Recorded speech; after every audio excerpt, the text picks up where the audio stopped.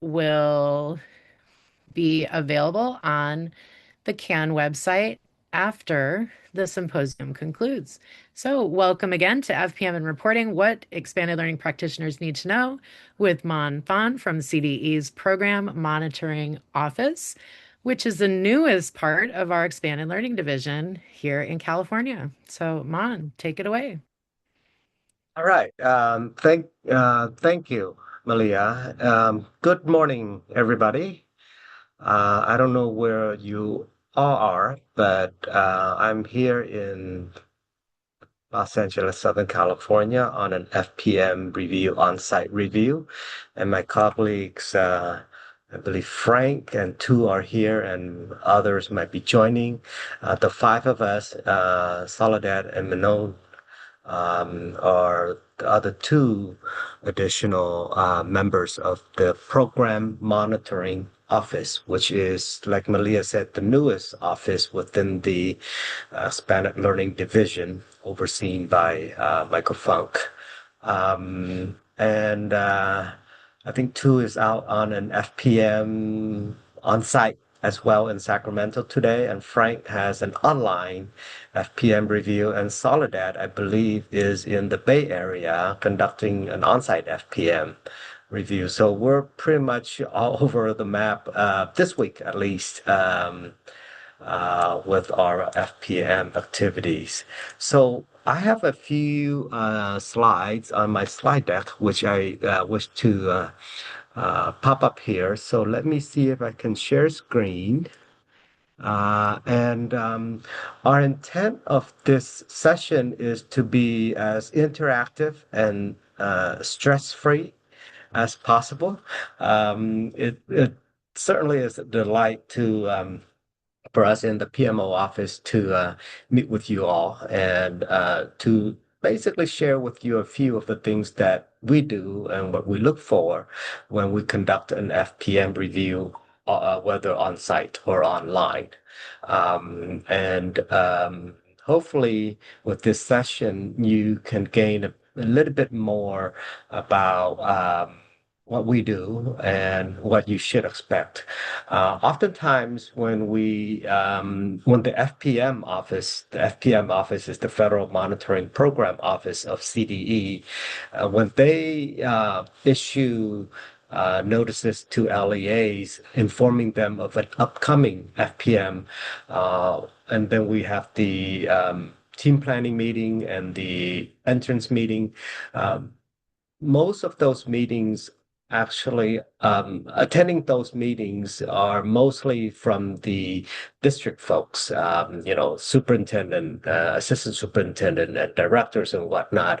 And when we actually go to the site, like I am doing this week, we interface with site coordinators or program coordinators at the LEA at the district level. So we welcome these opportunities very much, actually, to interact and to know who you are and what you do and which site and which LEA you're from. So this is truly a delight for me personally and for my team in PMO. Can you all see my screen? Yeah, thumbs up. Okay, great. Let me see if I can launch this. And again, the title is the review of FPM and a site visit. And I only throw my contact information up here, but if you need to get in touch with any of my colleagues, feel free to email me or email them directly if you can find their information online there. And I'm responsible actually for Region 11, but this year I'm also helping out on Regions 9 and 10, but we'll be delegating that work to Manon, who is our newest EPC in our office. So those of you who are Region 11 or beyond, feel free to contact me at the email stated there. All right. So I only have 20 slides. So if you throughout the discourse here, or throughout the monologue that I'm providing, have questions, comments, or you want something repeated, feel free to unmute yourself and speak up. I can't see you if you raise your hand or anything like that because I'm looking at my slides.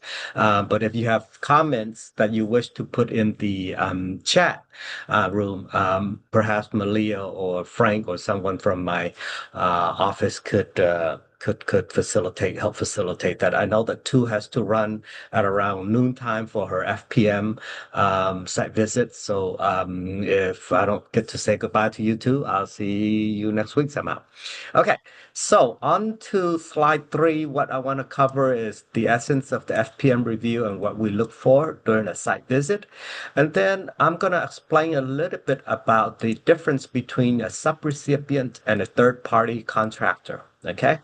And then there are promising practices that I want to kind of highlight, particularly on a few of the items that tend to have findings.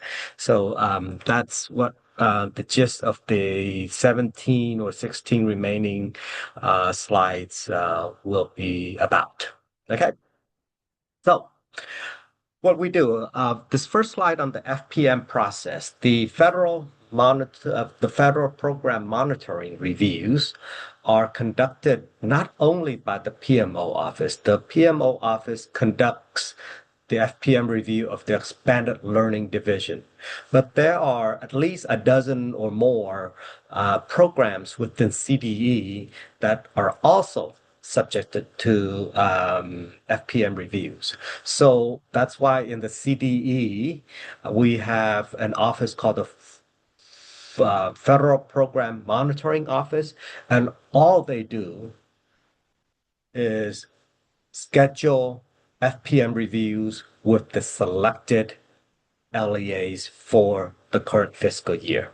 So when we, as PMO of consultants, go out and conduct an FPM review, we do it along with at least half a dozen or so programs that are receiving FPM reviews as well. So the expanded learning program is not the only program when we are engaged in a CDE FPM review, with the exception that if the expanded learning division seeks to conduct an alternate review or an administrative monitoring review, AMR, then it would be only our division or our office, PMO, conducting the FPM review.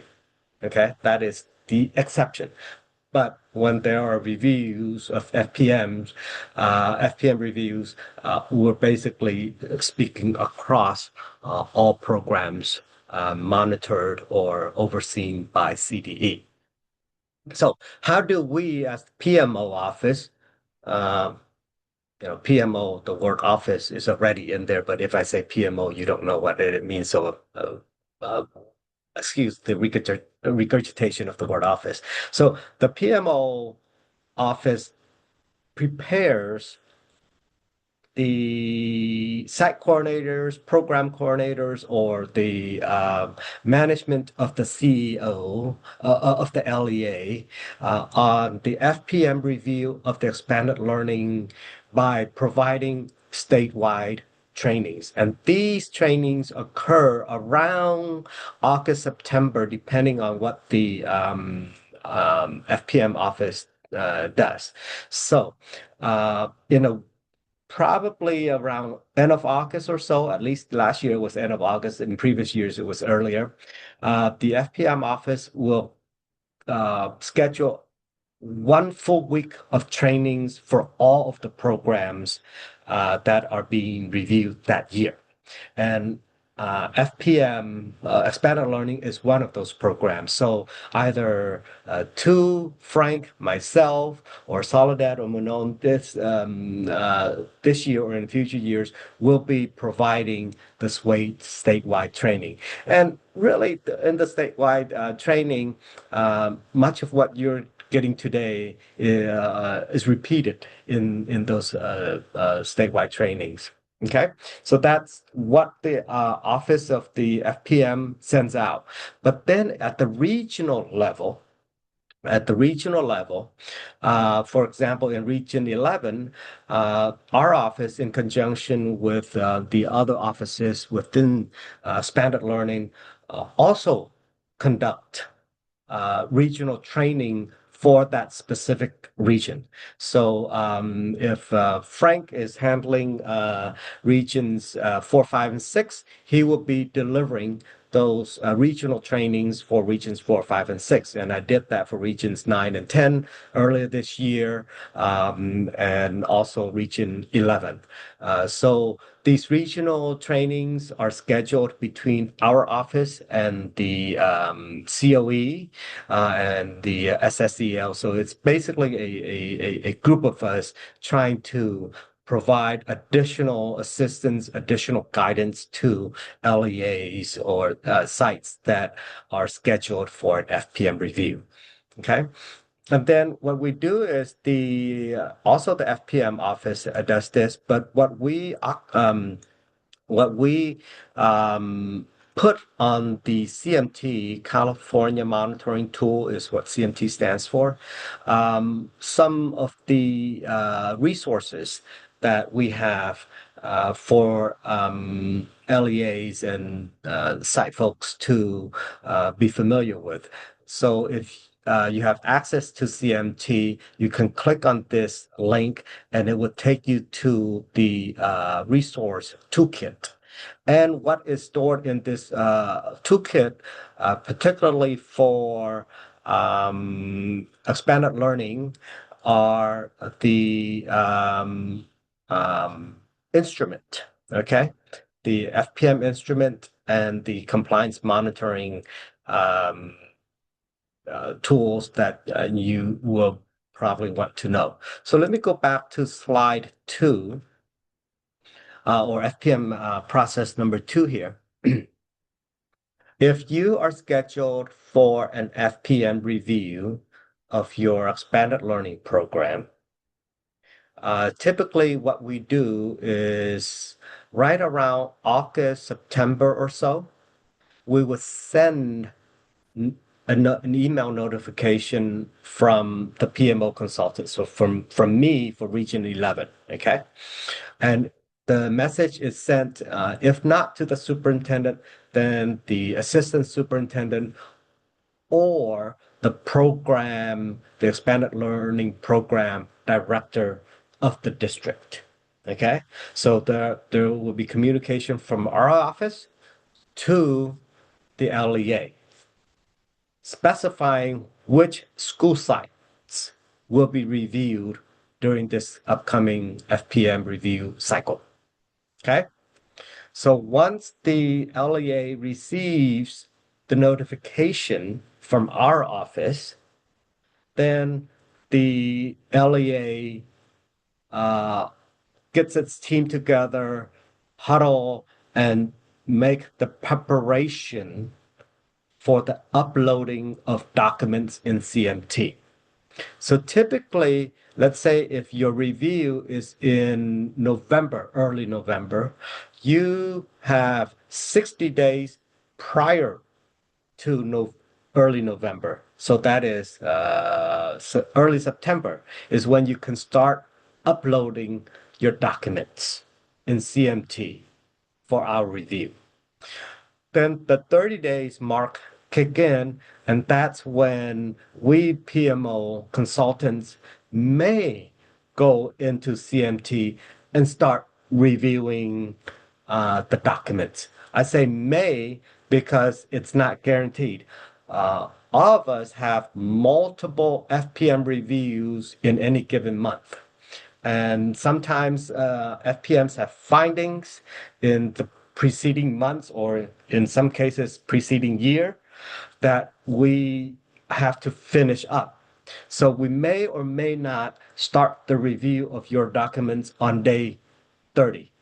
But day 30, prior to the actual scheduled FPM review, is when we could go in and start reviewing. And once we review documents, we start to post comments for the LEA to understand and respond to. Okay.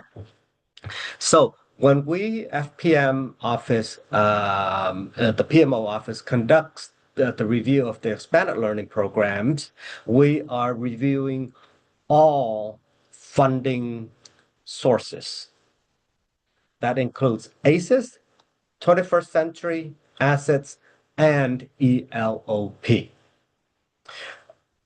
What is nice is that what you'll see in the FPM instrument is about 24, 25 pages of writing, and it contains 20 items altogether. 20 items covering all of these four funding sources. Okay. And in each of these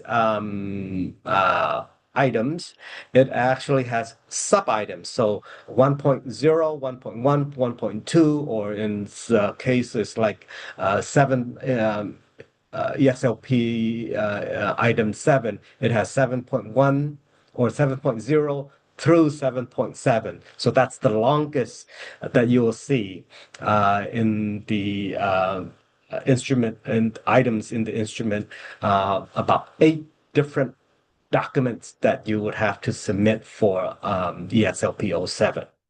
All right. So we would review all of the documents that are uploaded up until the week that you're scheduled for the FPM review. And during the week of FPM review, we will continue to review documents if there are additional documents that are being uploaded that week. Okay. Now, here's a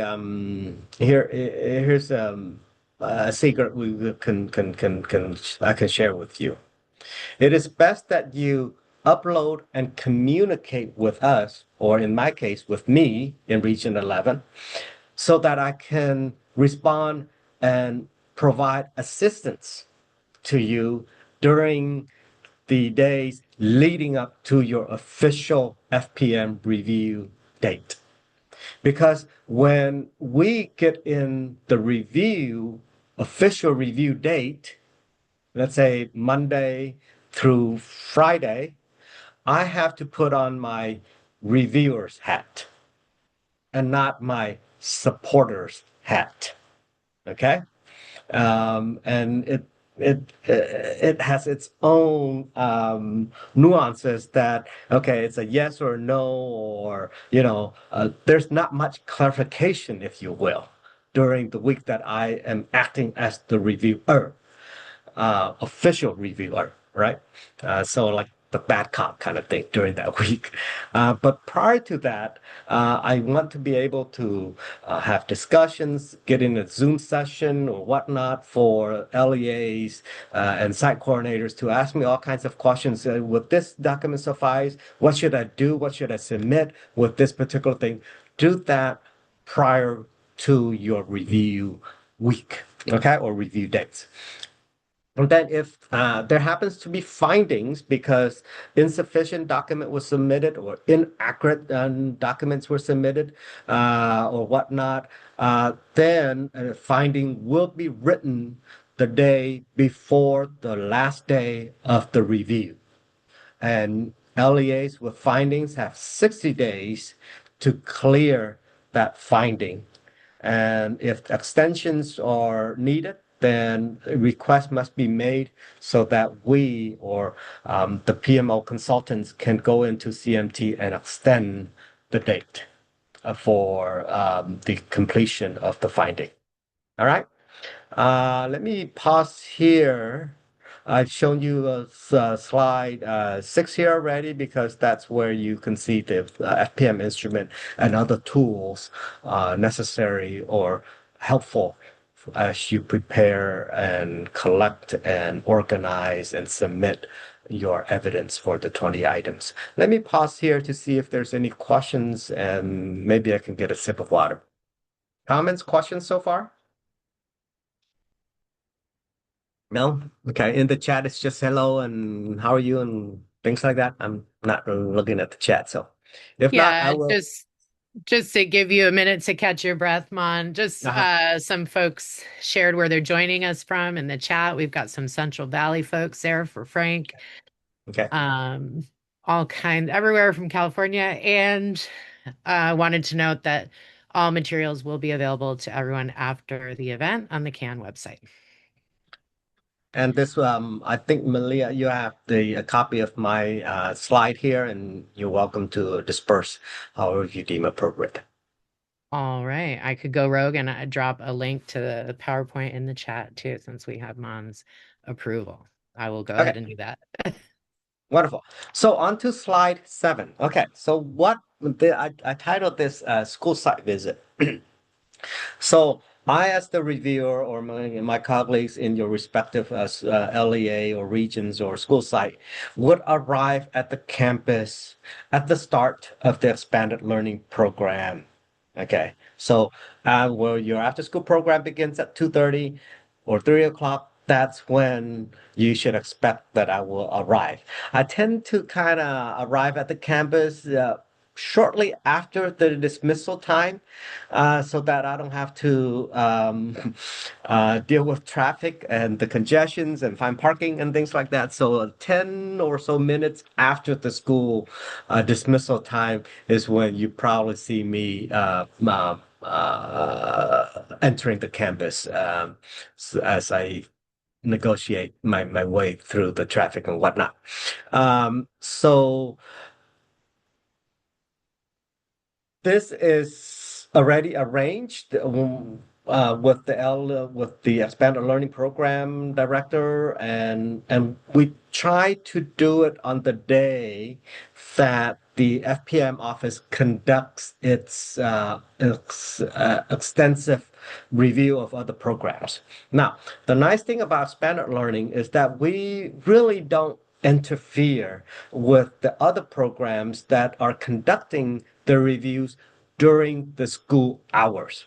And I think that's the nice thing about our program.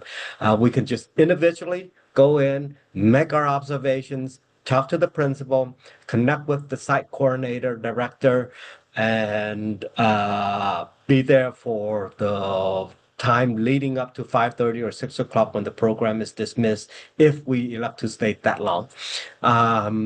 So it's nice in that we don't have to be commingled with other programs and other reviewers on the site. I particularly like that a lot. Uh, and because we don't commingle or interact with other programs during the school hours, there's flexibility in us deviating from the date or the day in which that particular school site is slated for. And particularly, you know, like I said, there are half a dozen or so programs being reviewed or more. And in our PMO office, we typically review about 3 school sites during that week. Okay. 3 school sites, mainly an elementary, a middle, and a high school. If there's no after school expanded learning program at high school, we may choose 2 elementary or 2 middle school or whatnot. And if the district is only elementary schools, then we may choose up to 3 elementary schools. Again, an FPM review is really to test a sample, or we're getting a sampling and to help us understand the big picture of the expanded learning program. So, for instance, if your school district has 30 schools, and 20 schools or 18 schools are elementary schools, and all 18 schools in the elementary level have expanded learning. There's no way we can visit all 18. So that's why we're choosing 1 or 2 elementary schools to understand how the program is operated at this particular site or at these 2 sites, so that we can gain an understanding of the entire program operated at the other 16 or 17 schools. Okay. So that's point 1. And point two, when I arrive at the site, typically the program coordinator from the district would meet me there. And if the program of the LEA contracts the services out to a third party provider, and the third party provider, the bigger ones like Think Together or YMCA and whatnot, or Boys and Girls Club, they would have like a regional director who runs the program for a collection of schools. That person from the third party would also be there. And, we would talk, and then they connect me to the school principal. And then I would have at least 15 minutes or more with the school principal, more like an interview, but I don't coin it as an interview. I coin it more like a conversation to ask the principal, or if the principal designates a VP, then I'll talk to that VP to see how the interaction between the school and the expanded learning program operates. And if there are challenges, if there are hiccups, or what works and what doesn't work, and what kind of support the expanded learning program is receiving from the school, and the collaboration with the community, with families, and things like that. Because all of these points are addressed in EXLP item one, perhaps two if you have federal grant, and a few other places. So this conversation with the school leader, whether it's a principal or vice principal designated overseeing the expanded learning program, is vital to us. Okay. And then after I meet with the school principal, like I did yesterday for about 25 or so minutes, a very cordial conversation so that I can understand a little bit more about the operation of the school with respect to the expanded learning program. Then the coordinator would walk me throughout the campus to into the classrooms and to observe their outdoor activities, sports. And yesterday, some kids were playing pickleball. And when I got into the enrichment activities, the kids were learning how to do manicures. And I think there was a sewing machine and IA robotics and all kinds of fun stuff. So as I walked throughout the campus and into the classrooms to observe the activities, I actually do a few things. I count heads. I look at how many youth leaders or IAs are in the room, and how many students are assigned to that IA or to that program leader. And if there are more than 10 TKK students to one, then that will result in a finding. And before I issue a finding, I'll probably say, "What's going on here? This is TKK, and you have exceeded the ratio of 10 to 1." Or, I walk into an activity and there's 25 students to one program leader. And that would be an issue for us because the cap is 20 to 1. So we do that. When we walk around and look at the activities throughout the campus. All right. And specifically, and this kind of goes into the phase two of the presentation here. Um, Among the 20 items that we have in the instrument, I would say about five or six of them typically garner a few findings. And the one that is most common in receiving findings is EXOP 09. And that relates to the financial stuff, meaning that you've received ACES grant and you've received EOP, and it looks like you didn't do the 8515 correctly here. or EOP is used for during school day activities and things like that. Now, I intentionally yank out ESOP 09 from this list, and there's a reason. Many times I find that the site coordinators, which I think many of you are site coordinators here, don't deal with ESOP 09. That is handled by the accounting, by the fiscal folks at the district level. Even the district program directors don't handle ESOP 09 as much. So for me to kind of delve into ESOP 09 probably doesn't make much sense in this forum. And that's why I actually excluded ESOP 09. But if you wish to talk more about ESOP 09, I'm more than happy to do that. Okay.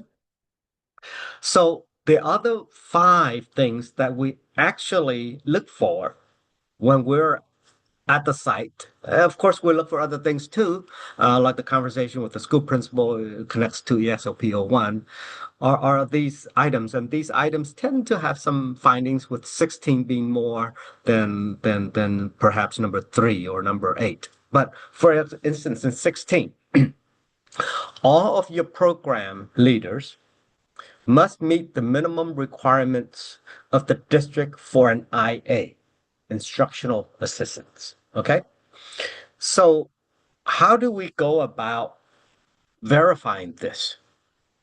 So, when we look at the documents uploaded, we found that at ABC school site, there are 5 individuals who are paid for by ACES dollars. Okay, so when we look at the evidence uploaded, paper evidence uploaded in CMT, we saw Joe, Jill, Jane, Jack, and John as the 5 program leaders, and they've all met the requirements. But when I'm at site and I only see 3 or 8, then I would question, oh, where's the other 2? Or why the additional 3? So this is where we basically, and the other 3, in addition, have they met the minimum requirements to provide services to the students?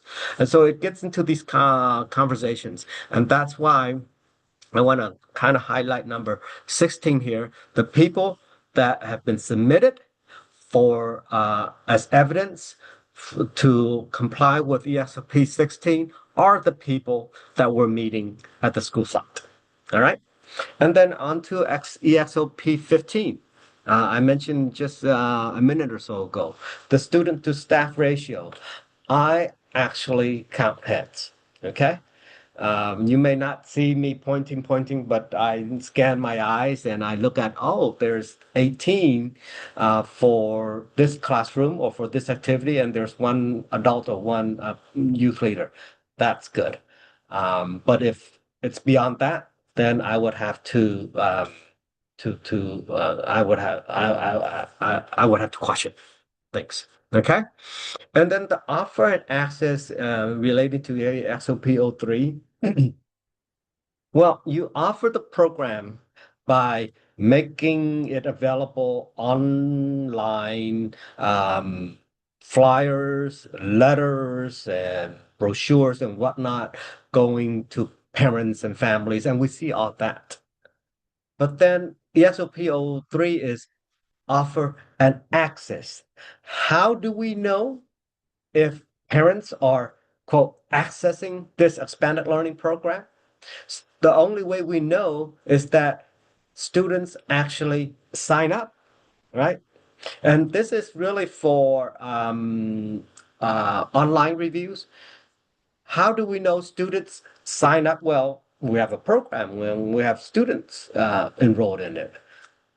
Well, one way for us to find out if students are accessing the program is by a signed and completed enrollment form, and the signing can be digital, but we must verify that access is secured through the completed enrollment form that families, parents, or student have filled out for their children. Okay. And that's what we also look for. So when I'm at a site, I may ask for, and I will ask for, can I see a completed enrollment form? And again, I'm just looking at 305 to get a sampling of the 150 or 120 students that you have enrolled in the program at your site. And that, and then EXO-P08, not too long ago, I had to write a finding for this because the inventory basically states that, oh, money was given to an LEA, and then the LEA then farms out or contracts the money to a third party. And then the third party provider uses that public dollars to buy things intended for after school use. But then it says that it belongs to not the state, not the school district, but to the nonprofit organization. Now, then my question becomes that, okay, if the nonprofit entity no longer is contracted with the school district, then all of those belongings, all of those capital purchase with taxpayers' dollars, who do those belong to now? Because it says on the labeling property of XYZ, which is a CPO, a nonprofit organization. Well, it belongs to us because we bought it with the money that the state gave us. Well, so it now becomes your organizational personal property. So what we need to see is that all of the equipment purchased with state dollars or taxpayers' dollars are in the domain of the public and to be used by students. Students specifically for expanded learning program. It cannot be used by regular school day hours students. If it is, then there has to be a cost share, and that relates to EXOP 11. So when we look at inventory, yes, you bought this TV for $2,000. You bought this thing for a shed for $5,000. That's all good. But we like to see the labeling of this as this property, this equipment belongs to whom and for what purpose. So the labeling should say something to the effect that property of the public entity and for use by ACES or expanded learning. Okay? And that's what we look for in EXOP 08. And then EXP 05, many students will want to be dismissed early or come late for the expanded learning program during the hours of 3 to 6 or 3:30 to 6 or whatever it may be. And the uploaded in CMT are the policies and the students who were dismissed early. When we are at the site, we also want to see a sampling of the early release and late arrivals of the students who actually engage in those early releases and late arrivals, and the notation, the reason why they do that. So it's about 12:10, and I think we have another 30 minutes or so. So I'm going to speed up a little bit, okay? All right. I think I mentioned 16 already.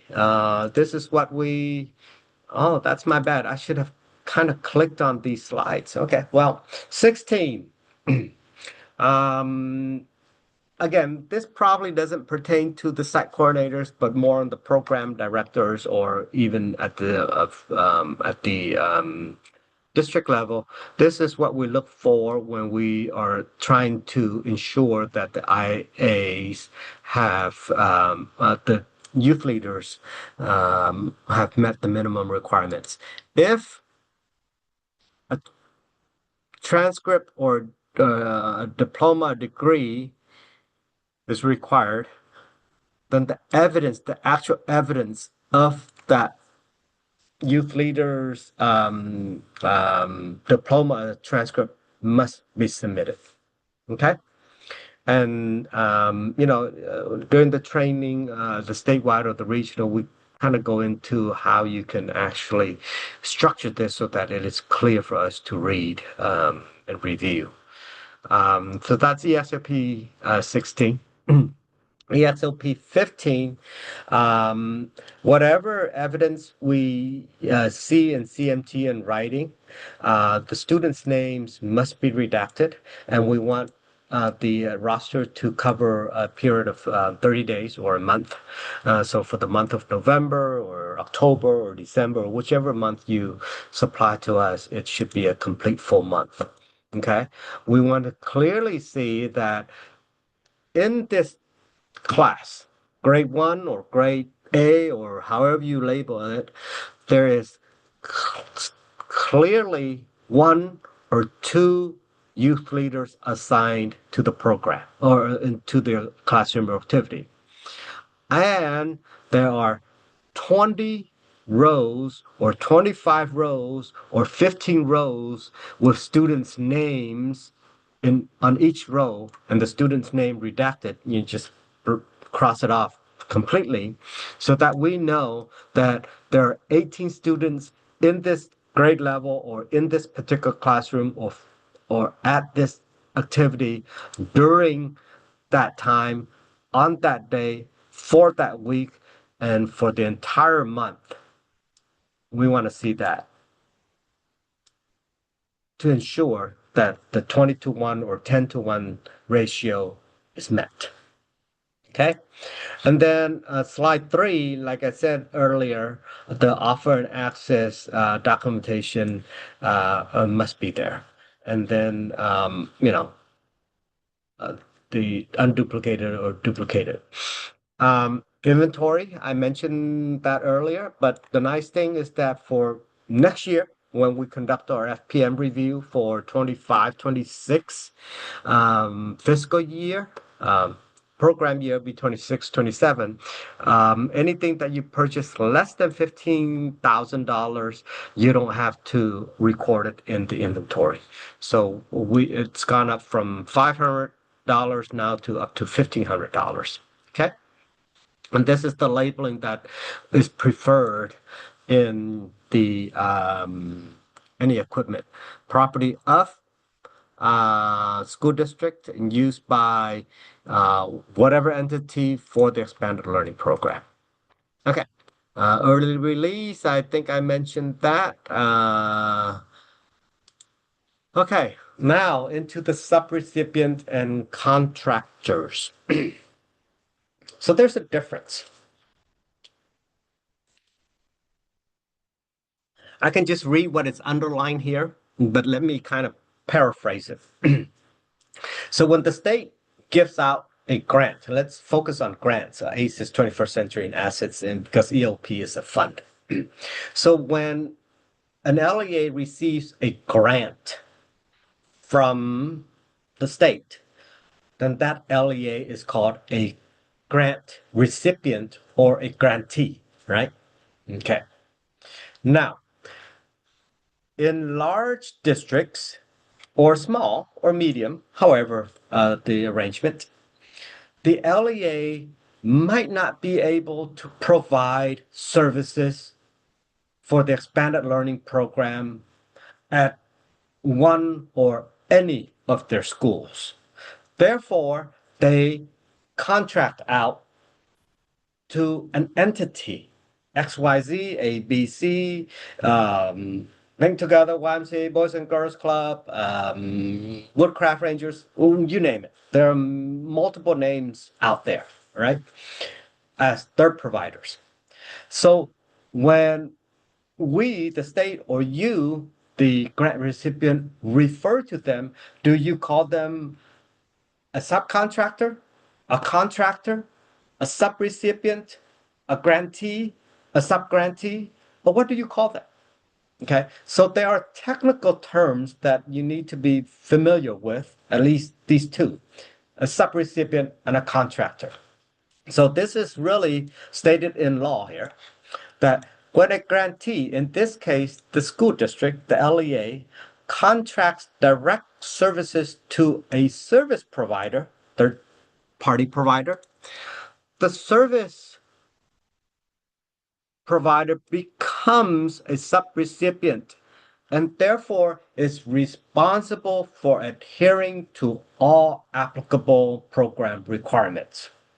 So, if you received $10 million from the state in a grant or $3 million, fill in the gap, or even higher than $10 million, and you subcontract to a third party provider 80% or 70% or even 51% of that amount to the contractor, then that entity is called a recipient. And whatever we ask of the LEA in terms of documentations in the FPM review, that subrecipient must also supply the necessary documents to us because this subrecipient is considered the grantee because they got the bulk of the money from this grant. Okay, so that's called a subrecipient. And this service provider basically makes all of the decisions on a day-to-day basis at the school site. Okay,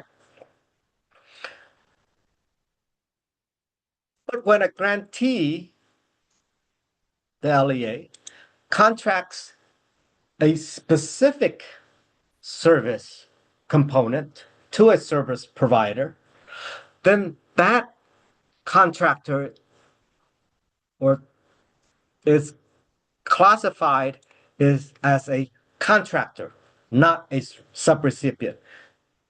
And therefore, that subcontractor is not required to submit to us all of the evidence that is required of a grantee or grant recipient or a subrecipient.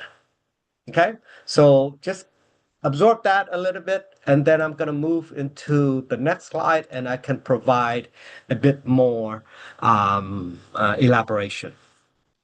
Okay, so like I said earlier, if a grantee contracts a significant portion, more than 50% of the grant amount to a service provider, and the service provider makes the program decisions, then that is a subrecipient. So, folks, if you're working with a Think Together or the YMCA, immediately what comes to mind is that they're making all of the most of the decisions, and they're providing direct services to the students on a daily basis.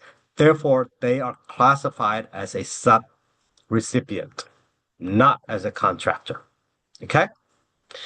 But when you contract an ancillary service, for example, if you brought in like a special group to teach students on Taekwondo, or have a mindfulness lesson or yoga, or even soccer, okay, sports, or entity providing transportation to and from events.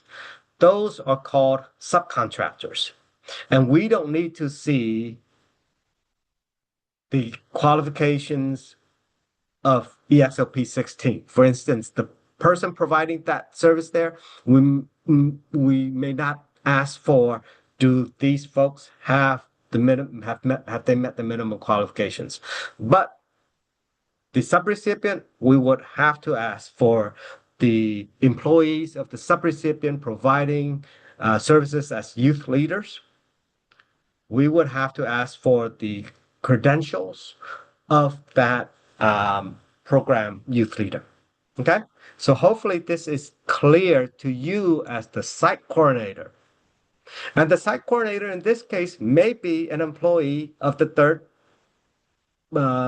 party service provider. And So if you are the site coordinator who's employed not by the school district, but by the service provider, the CBO, then you for sure is considered a subrecipient. Okay, I hope that that's clear. Because I often get comments that, oh, they don't work for the school district, so we don't have their information, you know, and we don't have their general ledger because the district farms out 85% of the contract or even 95% of the grant. And the district is telling us, well, we don't touch their ledger. We don't know what their ledger is, so we can't upload their general ledger. Based on this subrecipient clause, they're responsible.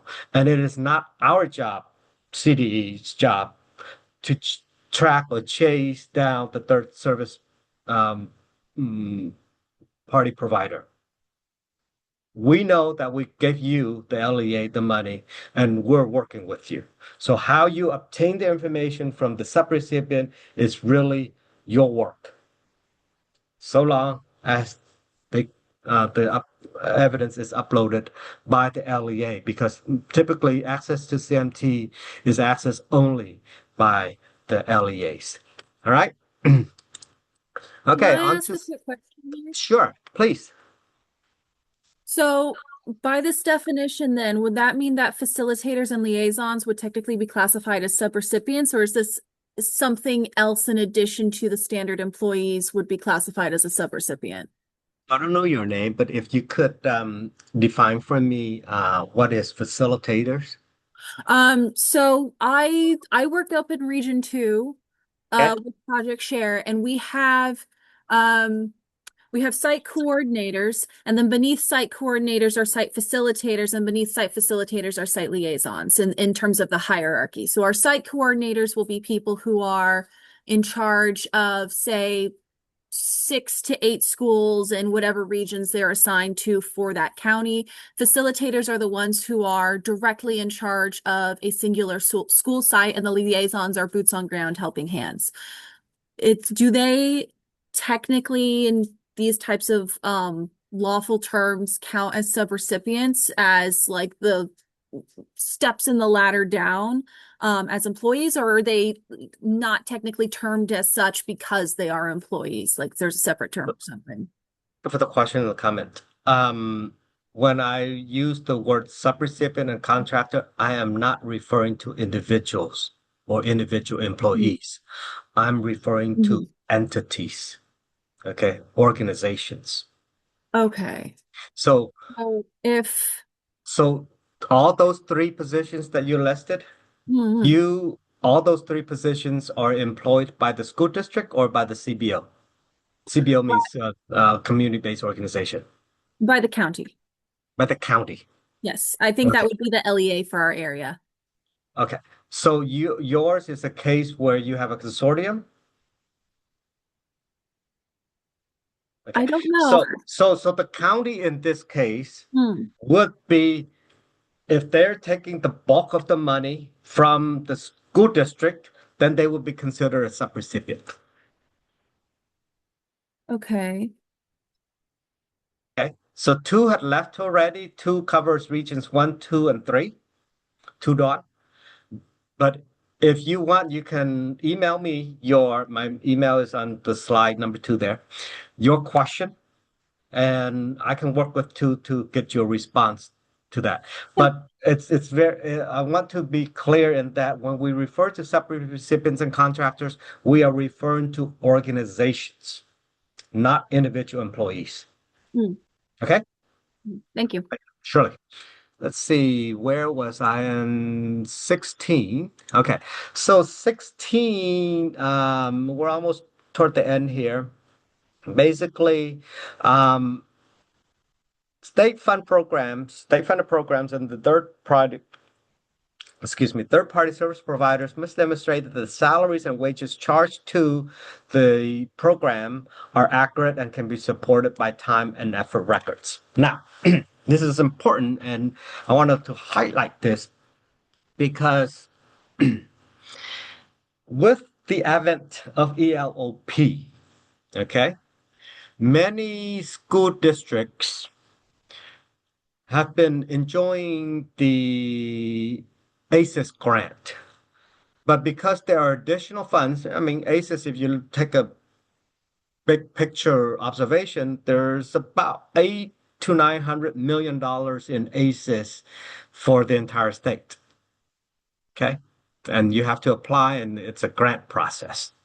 But on the ELOP side, there's about $4.5 billion, almost 5 times as much compared to ACES. And that is an apportionment that goes directly to the school district based on duplicated and unduplicated students. So many school districts have augmented their expanded learning program funding with ELOP. So a site coordinator, for instance, or program coordinator, or even a youth leader, or school teacher and whatnot, certificated teachers, staff, they would be paid by multiple funding sources, ACES and ELOP and perhaps others. What we need to understand is that each employee, if they're paid for by more than one or only one funding source, that needs to be spelled out either personal activity record or semi-annual certification.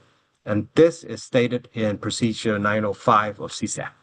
Okay, so I want to kind of highlight that. Perhaps if you're a site coordinator the next time, say, how am I paid? Am I paid by ELOP fund or by ACES? And that probably is a question that you may have with your CBO, chief business officer, or your fiscal accounting, if not the ELP director at the district. Okay. And then 17, how do we have this kind of authority to go into the records and access your records and whatnot? This is basically stated in this code here, in that the CDE or us PMO consultants can actually go into a school site and access records to do these three things. Okay, when we conduct an FPM, when we do a visit, or when we interview related personnel for it.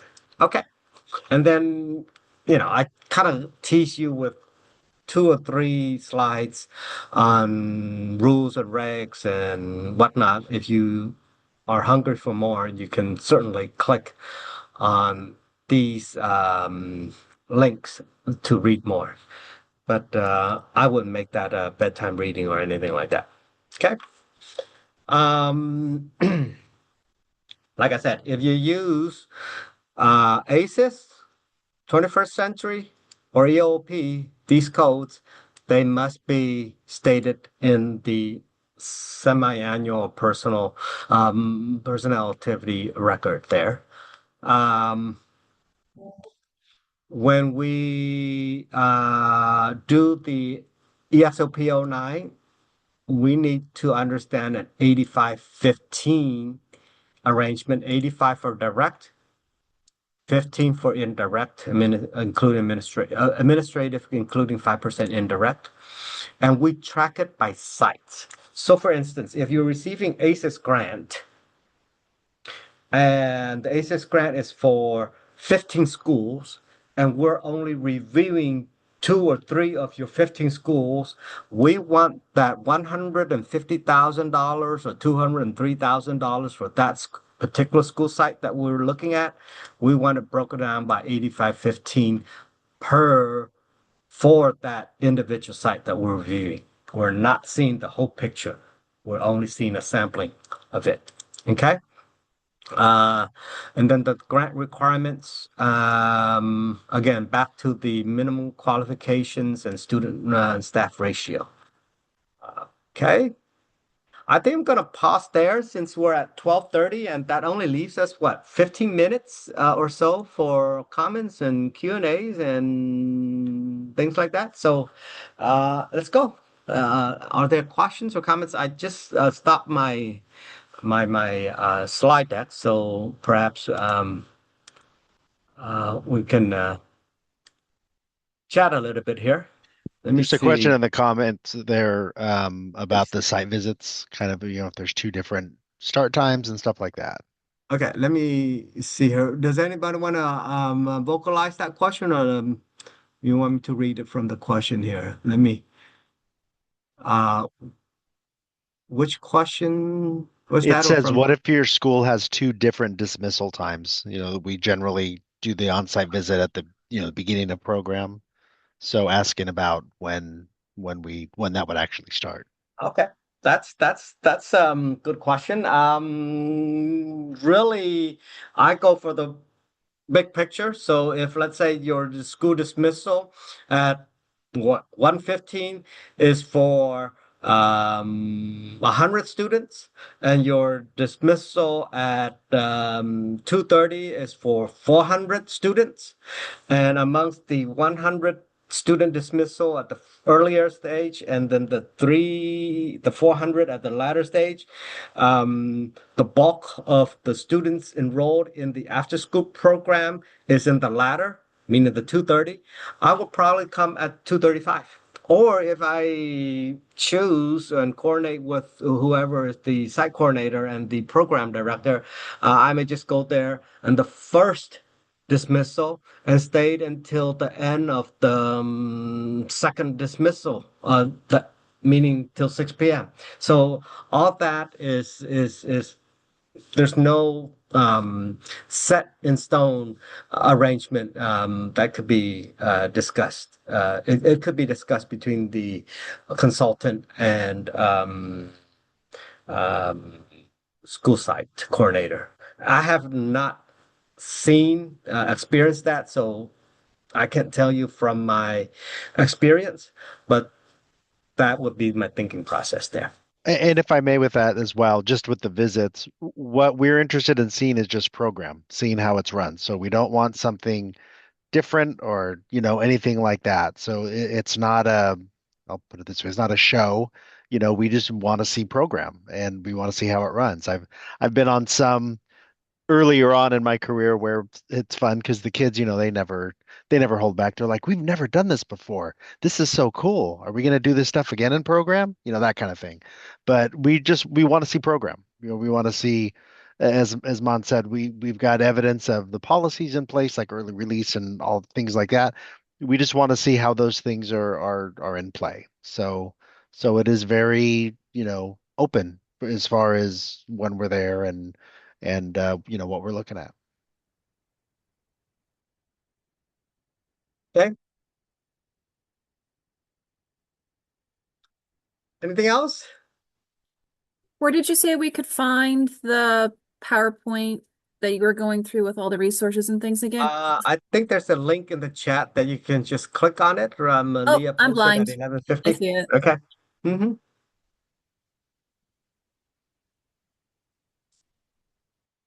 All right. Well, we can do two things. One, we could end early. I think this is scheduled to end at 12:45. Or if we really want to use the remaining 11 minutes, I can open up to you all to share comments and best practices at your site, and anything that you wish to for us in CDE or your peers in the field to know about your program. Now's the time. But if there's none, we can close it. But I leave that up to Malia, as she is the coordinator and the host for the site. But my portion of the presentation is basically done, unless there are questions or comments.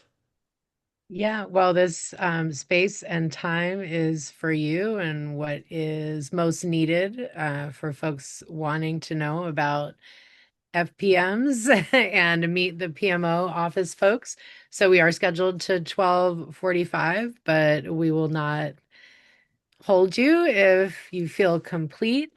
I do want to let you know there will be like a whole event evaluation. So we don't do like individual workshop evaluations, but you will have an opportunity to note the amazingness of Mon and Frank and his team in that evaluation. So please make sure that you take that opportunity.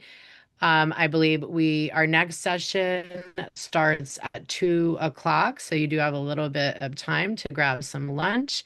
And then there is the closing plenary at the end of the day. So if you have any other questions about the logistical items of the event, I'm happy to help. And anyone who's got those FPM questions still burning, this is the time. Going once, going twice. I would like to know when I'm sorry, I keep jumping in.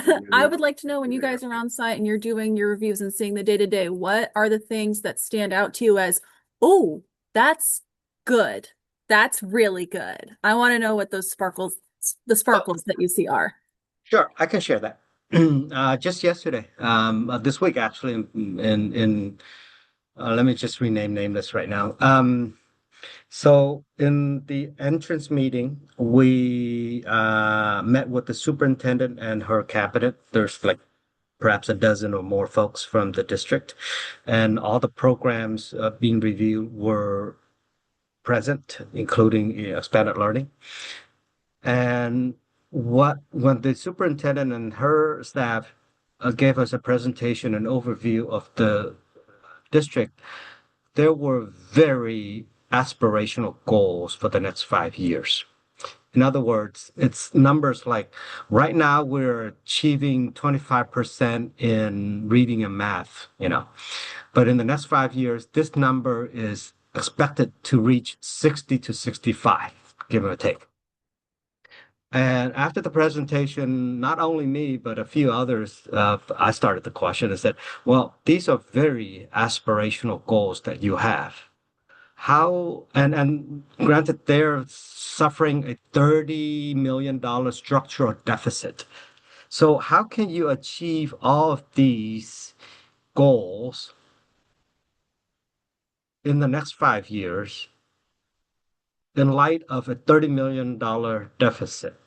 So you're working, you are trying to do a lot more with fewer resources. What parameters are you setting up to ensure that you receive these grand results? So the superintendent responded, and then when she responded, she said, "Well, it's programs like funding like ELP that we're basically relying on to pull students out or to identify and pull students out of the classroom, albeit this is all conducted in the after school." So she said that on Monday prior to me visiting the campus. So yesterday I was at a campus, Tuesday, and today I'm going to be at another campus. And what I saw yesterday was a new program instituted by the school district and at this particular school site, in which they identified about 35 to 40 students of their 113 students in the program that have been classified as needing help in math. And they showed me that this new program that they contracted using ELP dollars, they did this as a pilot project last summer, and the test scores on math just shot up exponentially. And they're going to replicate this, and the program is only 2 weeks in right now with the school year, that they're going to replicate this. And what they're going to do here in the next year or so will contribute to the aspirational goals of math achievement that was shown to us on Monday. And I got goosebumps when I hear about what they're trying to do. And I said that, you operate here at this school site in this district, but you're not the Lone Ranger. There's what we call the SSEF, System of Support for Expanded Learning. And if in a year or two, in 2 years, they're going to be reviewed again, albeit online. If in a year or two, you have seen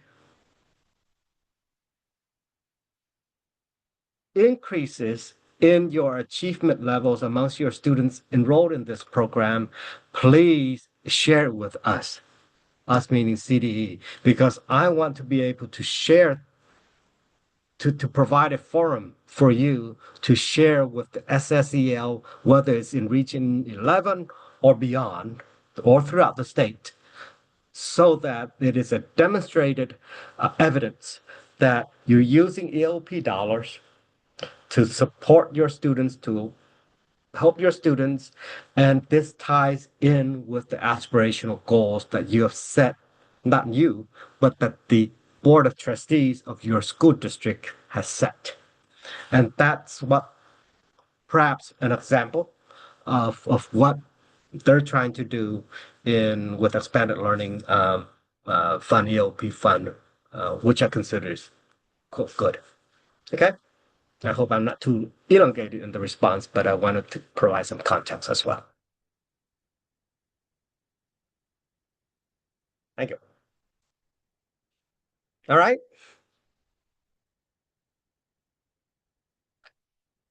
Okay. Back to you, Leah. We're like 12:45 or 12:42 right now. Yeah, I'd say we can call it. And thank you so much, Mon. I think it's just a lot of great points. And the main point being the PMO team is here to partner with you, right? And support the process. And it's all about, seeing the through line between all of the pieces that come together to make these programs happen. So yeah, I appreciate all the work that you guys are putting in and the fact that you took the time instead of going to other workshops, which may have been a little more fun. But I love a FPM and PMO workshop. Like that is a good time to me. So I know I am with kindred spirits. And again, thank you so much for your time. You do have a lunch break from 12:15. The plenary session is at 1:15 before our 2 o'clock workshop session. So I did misspeak earlier. And again, all materials will be available on the CAN website and in the CVent app after the event. So you will be able to also view recordings of the other workshops as well. So thanks again, everyone, and have a great rest of your day. Hey, thank Good you, to see you everybody. all. Thank you, Mon. Pleasure meeting you all. Okay. Take care. See you around somewhere. All right. Bye-bye.